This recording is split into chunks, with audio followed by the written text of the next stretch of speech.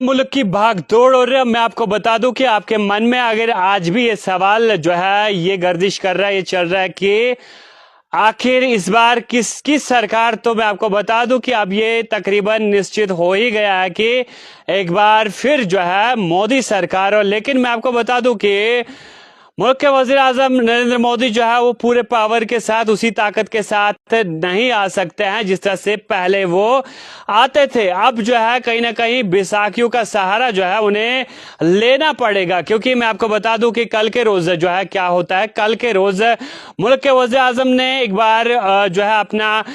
वजीर आजम के पद से इस्तीफा पेश किया, प्रेसिडेंट को सौंपा और उसका इस्तीफा जो है वो जो है एक्सेप्ट भी कर लिया गया। कल के रोज इंडिया ब्लॉक की जानिब से भी मीटिंग मुनक्कद की गई, या एनडीए ब्लॉक की हम बात करें तो उनकी जानिब से भी मीटिंग मुनक्कद की गई। मीटिंग्स का दौर आखिर चल रहा है, लेकिन इंडिया ब्लॉक भी कोशिश में है कि कहीं ना कहीं जोड़ तोड़ जो है वो हो जाए। लेकिन अभी ऐसा लगता है कि ये इम्पॉसिबल ही है, क्योंकि कुल मिलाकर अगर आपने कल की प्रेस कॉन्फ्रेंस इंडिया ब्लॉक की देखी होगी, जिसमें मल्लिकार्जुन खड़गे की जानिब से बताया गया कि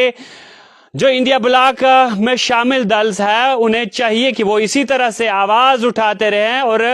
डेमोक्रेसी के तहफ्फुज के लिए आवाज उठाते रहे, अनएम्प्लॉयमेंट के खिलाफ आवाज उठाते रहे, लोगों की आवाज जो है वो बुलंद करते रहे। तो उससे साफ जो है निश्चित हो जाता है कि आखिर इंडिया ब्लॉक की जानिब से अब कोशिश ही छोड़ दी गई। और कहीं ना कहीं इससे पहले अटकलें लगाए जा रहे थे कि नीतीश कुमार जो है उन्हें जो है अपने संगठन के साथ जोड़ा जाएगा, इंडिया ब्लॉक के साथ जोड़ा जाएगा, लेकिन ऐसा जो है वो मुमकिन नहीं लग रहा है। और दूसरी जानिब हम बात करें चंद्रबाबू नायडू की, तो उनका भी साफ तौर से ये कहना था कि वो इंडिया ब्लॉक के साथ स्टैंड है। और कहीं ना कहीं अब देखा जा रहा है कि आखिर एक बार फिर से मोदी सरकार तो जरूर बन रही है, लेकिन उस पावर के साथ, उस ताकत के साथ नहीं बन रही है। अभी बैसाखियों का सहारा जो है वो मोदी जी को लेना पड़ रहा है और सरकार वो लेकिन तीसरी बार भी बना रहे हैं, क्योंकि कल आपने मीटिंग में देखा एनडीए की जानिब से जो मीटिंग मुनक्कद हुई उसमें बहुत सारे दल शामिल हुए। हम नीतीश कुमार की बात करें, हम चंद्रबाबू नायडू की बात करें, या हम चिराग पासवान की बात करें, दूसरे दलों की बात करें, जितने भी एनडीए ब्लॉक के साथ जो है वो शामिल है, उनके साथ मुंसलिक है, वो तमाम दल जो है वहां पर शामिल थे। लेकिन मैं आपको बता दूं कि सरकार जो है आखिर कब तक ये सरकार चलेगी, क्योंकि नीतीश कुमार ने जो डिमांड्स रखी है, उनका मानना है कि उन्हें इंपॉर्टेंट मिनिस्ट्रीज दी जाए, उनके राज्य को स्पेशल स्टेटस दिया जाए, या फिर हम चंद्रबाबू नायडू की बात करें तो उनकी भी इसी तरह की डिमांड है, या दूसरे दलों की इसी तरह की डिमांड है कि उनको इंपॉर्टेंट मिनिस्ट्रीज जो है वो मिलनी चाहिए। तो सरकार जो है क्या उनकी ये डिमांड्स जो है वो पूरी की जा सकती है, क्योंकि बीजेपी के पास जो है इस बार पूर्ण बहुमत जो है वो नहीं थी, इसलिए बैसाखियों का सहारा जो है वो जरूर लेना पड़ रहा है। लेकिन आखिर ऐसा बताया जा रहा है कि ये लोग एनडीए में पहले से ही शामिल थे और एनडीए के पास कुल मिलाकर अगर देखा जाए तो 292 नशिस्तें हैं, जो जरूरत से ज्यादा है, क्योंकि अगर 272 ही जो है सरकार बनाने के लिए चाहिए होती है तो एनडीए के पास ऑलरेडी 292 नशिस्तें हैं, तो सरकार बनाने से उन्हें कोई रोक नहीं सकता है। तो इसलिए मैं आपको बता दूं कि कहीं ना कहीं ये अटकलें लगाए जा रहे थे, ये बताया जा रहा था कि इंडिया ब्लॉक की जानिब से कोशिश की जा रही थी कि वो नीतीश कुमार को तोड़े, वो चंद्रबाबू नायडू को तोड़े, वो जो है इंडिया ब्लॉक के साथ उन्हें जोड़े। लेकिन मैं आपको बता दूं कि ये कोशिशें नाकाम जो है वो होती नजर आ रही है। और साथ ही साथ उन्होंने अखिलेश यादव को ये जिम्मेदारी दी थी कि आप उन्हें जो है इंडिया ब्लॉक के साथ जोड़े, ताकि वो हमें सपोर्ट करे और हम सरकार बनाएं। लेकिन मैं आपको बता दूं कि अगर ये दोनों भी उनके साथ जुड़ते, उसके बावजूद भी उनके पास जो सीटें हैं वो पूरी नहीं हो सकती है, क्योंकि 234 सीटें जो है इंडिया ब्लॉक के पास थी। और उसके बाद अगर हम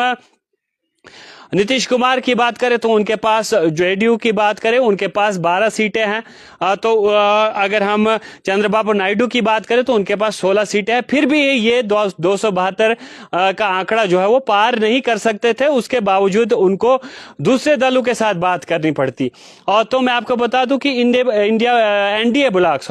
ब्लॉक के पास पहले से ही 292 सीटें थी, वो ऑलरेडी जो है हुकूमत बना सकते थे, लेकिन कहीं ना कहीं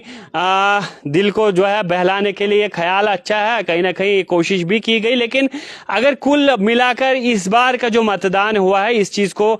ध्यान में रखा जाएगा तो तमाम लोग खुश, इलेक्शन कमीशन भी खुश, क्योंकि बगैर किसी लफड़े के इलेक्शन जो है वो जो है मुनक्कद किया गया। यानी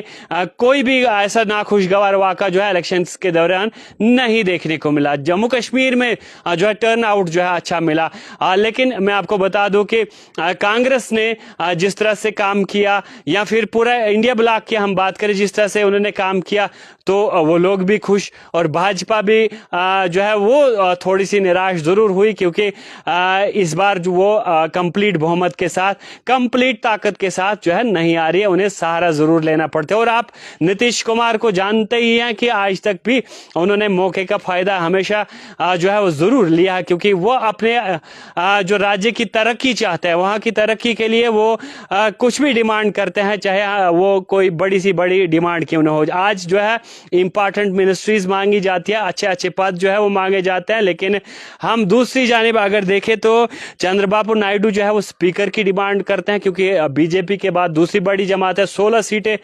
जो है उसके पास है। और मैं आपको बता दूं कि आखिर अब ये निश्चित हो ही गया है, कल के रोज जिस तरह से मुल्क के वज़ीर आज़म ने वज़ीर आज़म पद से इस्तीफा जो है वो पेश किया और इस्तीफा एक्सेप्ट भी कर दिया गया और प्रेसिडेंट ने एक्सेप्ट किया, और उसके बाद अब ये बताया जाता है उन्हें दूसरी जानिब जो है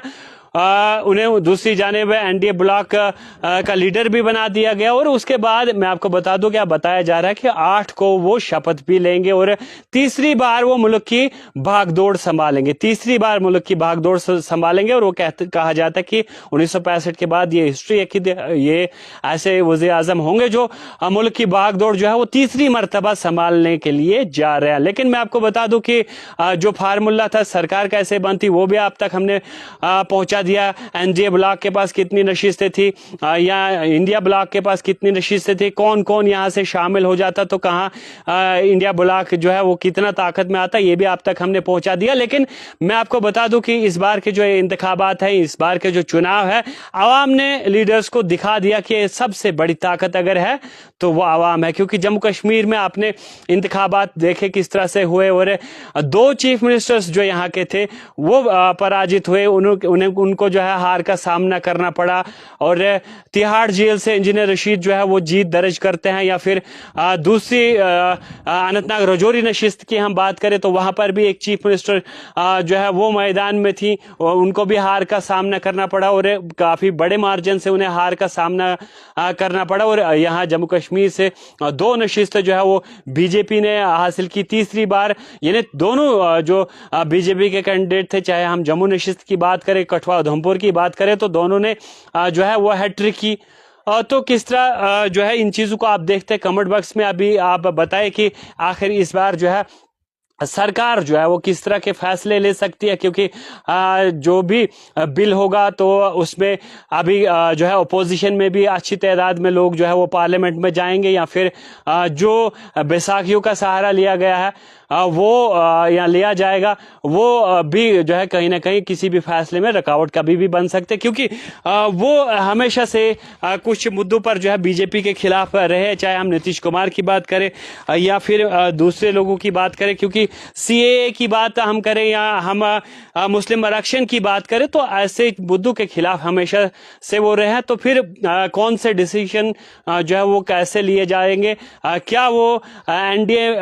का साथ देने के बाद, अच्छे अच्छे पद लेने के बाद, अच्छी अच्छी मिनिस्ट्रीज लेने के बाद जो है बिल्कुल हाँ में हाँ मिलाएंगे, या फिर वो अपोजिशन पे भी किसी भी मुद्दे पे उतर सकता है। तो फिलहाल ये बड़ी खबर मैं आपको बता दूं कि कुल मिलाकर अब निश्चित हो ही गया है कि फिर एक बार जो है मोदी सरकार